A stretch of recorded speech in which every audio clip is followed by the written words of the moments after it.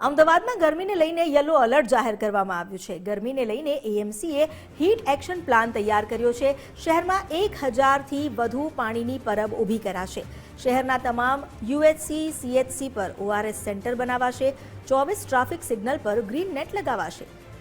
70 traffic signal બપોરના સમયે બંધ રહેશે। મહાનગરપાલિકા સંચાલિત હોસ્પિટલમાં દર્દીઓ માટે વ્યવસ્થા કરવામાં આવી છે। હીટ રિલેટેડ ઇલનેસને માટે અલાયદી વ્યવસ્થા કરાઈ છે। તમામ બગીચામાં પીવાના પાણીની વ્યવસ્થા કરવામાં આવશે। આંગણવાડીમાં ઓઆરએસ પેકેટની વ્યવસ્થા કરાઈ છે। બીઆરટીએસ અને એએમટીએસ ડેપો પર પણ પીવાના પાણીની વ્યવસ્થા કરાશે। આંગણવાડી, સ્કૂલ અને સફાઈ કામદારોના સમયમાં ફેરફાર કરાશે। શ્રમિકોએ બપોરે 1 થી 4 દરમિયાન કામગીરી કરવાની નહીં રહે।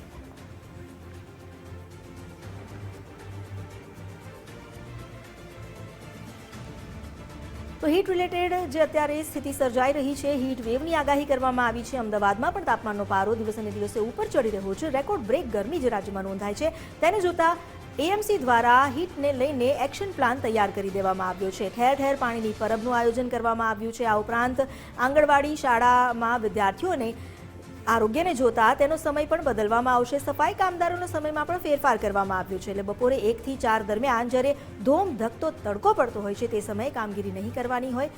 એ સમય માટે શાળા કોલેજને પણ બંધ રાખવા માટે અને એ પહેલાં સવાર પાડી ચલાવવા માટેના સૂચન આપવામાં આવ્યા છે।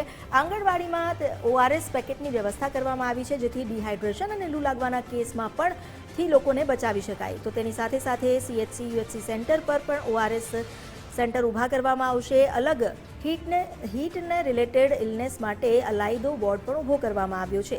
શહેરમાં 1000થી વધુ પાણીની પરબ ઊભી કરાશે। એટલું જ નહીં, સાથે સાથે જે સિગ્નલ પર વધુ ઊભા રહેવાનું હોય છે ત્યાં બપોરના સમયે ઊભા રહીને વાહન ચાલકોના આરોગ્ય પર પણ જોખમ થઈ શકે છે, લૂ લાગી શકે છે। એવા કિસ્સામાં 70 જેટલા જે ટ્રાફિક સિગ્નલ છે, 24 ટ્રાફિક સિગ્નલ પર ગ્રીન નેટ લગાવાશે, જ્યારે 70 ટ્રાફિક સિગ્નલ બપોરના સમયે બંધ કરી દેવાશે જેથી કોઈએ ત્યાં ઊભા ન રહેવું પડે। મહાનગરપાલિકા સંચાલિત હોસ્પિટલમાં દર્દીઓ માટે પણ અલગથી વ્યવસ્થા કરવામાં આવી છે। ગરમીને સંબંધિત જેટલી પણ બીમારીઓ છે, રોગ છે, તેને માટે અલાયદી વ્યવસ્થા કરવામાં આવી છે। તમામ બગીચાઓમાં પણ પીવાના પાણીની વ્યવસ્થા કરવામાં આવી છે જેથી ધોમ ધકતા ઉનાળામાં કોઈ પણ ડિહાઇડ્રેશનનો શિકાર ન બને। આંગણવાડીમાં ઓઆરએસ પેકેટની વ્યવસ્થા કરાઈ છે। આ ઉપરાંત બીઆરટીએસ અને એએમટીએસ ડેપો પર પણ પીવાના પાણીની વ્યવસ્થા કરવામાં આવશે। આગામી સમયમાં હીટને લઈને આ એક્શન પ્લાન તૈયાર કરી દેવામાં આવ્યો છે।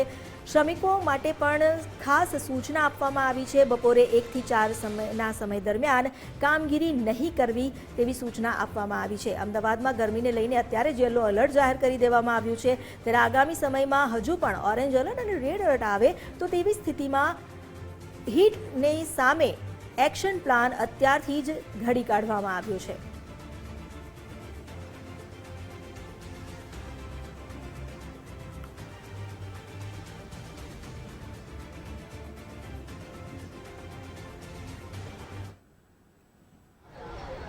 ઉનાળાની શરૂઆત થઈ છે ત્યાં જ હીટવેવની આગાહી અને હીટવેવ શરૂ થઈ ગયા છે અને અમદાવાદ શહેરમાં જે એએમસી દ્વારા એક્શન પ્લાન શરૂ કરવામાં આવ્યો છે। એક્શન પ્લાનને ધ્યાનમાં રાખીને એએમસી દ્વારા ખાસ બીઆરટીએસ અને બપોરે આવતા જતા લોકોને ઓઆરએસના પેકેટ આપવામાં આવે છે। મહત્વની વાત છે કે જે રીતે જે ગરમીની શરૂઆત થઈ છે અને ગરમીની શરૂઆતમાં જ અત્યારે હાલ જે રીતે હીટવેવ છે તેને પગલે ખાસ લોકોનું ધ્યાન રાખવા માટે, શરીરનું ધ્યાન રાખવા માટે અલગ અલગ ગાઈડલાઇન્સ અને એક્શન પ્લાન તૈયાર કરવામાં આવ્યો છે, જેને પગલે અત્યારે હાલ આપ જોઈ શકો છો બીઆરટીએસ બસ આસ્ટોડિયા દરવાજા પાસે જે બીઆરટીએસ બસ સ્ટેન્ડ છે ત્યાં આગળ ઓઆરએસના પેકેટ આપવામાં આવી રહ્યા છે અને મહત્વની આગાહી જે કરી છે ખાસ જે હીટવેવની આગાહીને પગલે લોકોનું ધ્યાન રાખવાની પણ એક્શન પ્લાન તૈયાર કરવામાં આવ્યો છે એમસી દ્વારા। કેમેરા પર્સન મનીષ દવે સાથે સચિન કડિયા, ગુજરાત ફર્સ્ટ, અમદાવાદ। તો બીઆરટી સ્ટેન્ડ પર પણ અત્યારે લોકોને ઓઆરએસના પેકેટ આપવામાં આવી રહ્યા છે ડિહાઇડ્રેશનથી બચવા માટે। અત્યારે જે યલો એલર્ટ જાહેર કરવામાં આવ્યું છે ગરમીને લઈને, અમદાવાદમાં પહેલા જ 41-42 ડિગ્રી સુધી તાપમાન પહોંચી ચૂક્યું છે અને હજુ પણ આ તાપમાન વધે તેવી આગાહી છે। એવામાં લોકોના સ્વાસ્થ્યને જાળવવા માટે એએમસી દ્વારા પણ અલાયદી વ્યવસ્થાઓ મૂકવામાં આવી છે।